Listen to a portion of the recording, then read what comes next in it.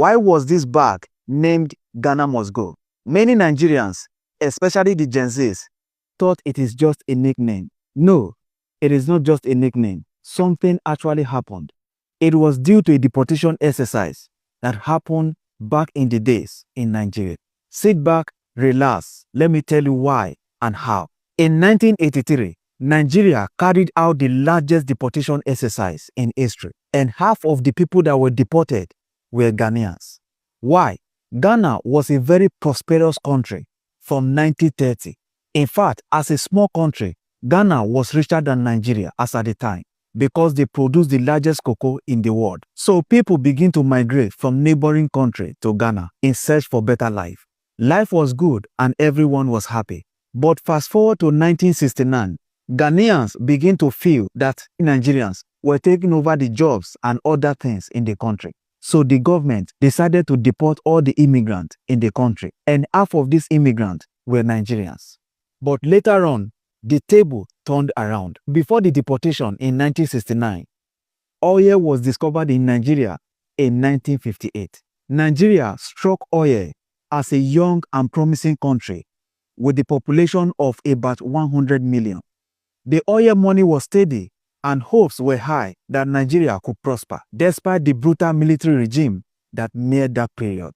And then in the 1970s, the economy exploded when oil prices soared worldwide. Nigeria became the richest country in Africa.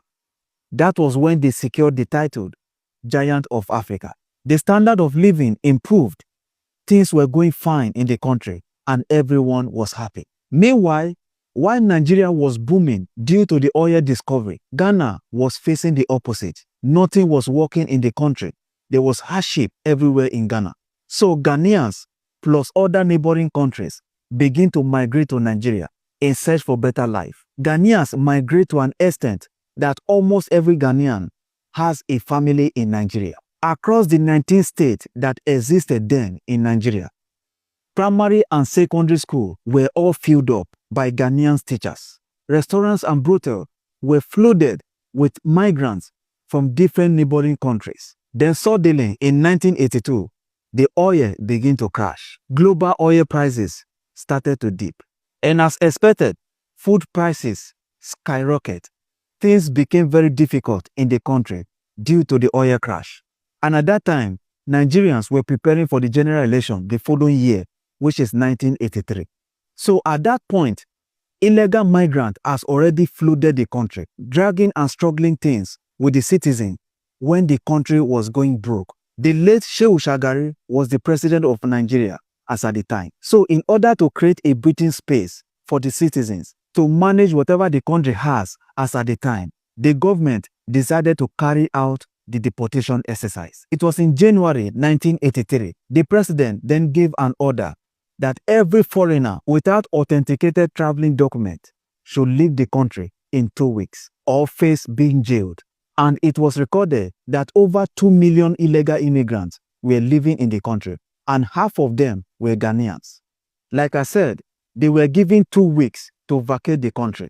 And as days go by, the government began to threaten that if after 2 weeks they refuse to leave, that they will give power to the citizens to do whatever they like to any illegal migrant sighted anywhere in the country. Your life is at risk. Whether you like it or not, you should leave. So out of fear of being attacked by the citizens, the people begin to pack their things. Now, this is where this bag came in. Most of the bags that were used during that time was this bag, because it is easy to drop things inside if you are in a hurry. Many Ghanaians used this bag as they were leaving the country. That was why Nigerians named this bag Ghanamostgo. As you can see in the video, I almost shed tears while watching this because many things happened after they left the country, which this video might be too long for me to explain. Some neighboring countries had to close their border. Some people died on the way and things happened before they get to their country. And up to today, even while I was still making this video, many Ghanaians still believe that Nigerians carried out that exercise as a retaliation because of what happened in 1969, which to me was never the case. Nigeria was going very broke as at the time. so they had to do something. I am so happy both countries are doing very fine and they are in a good relationship. Please, I am still a small boy. I'm not even up to 30 yet.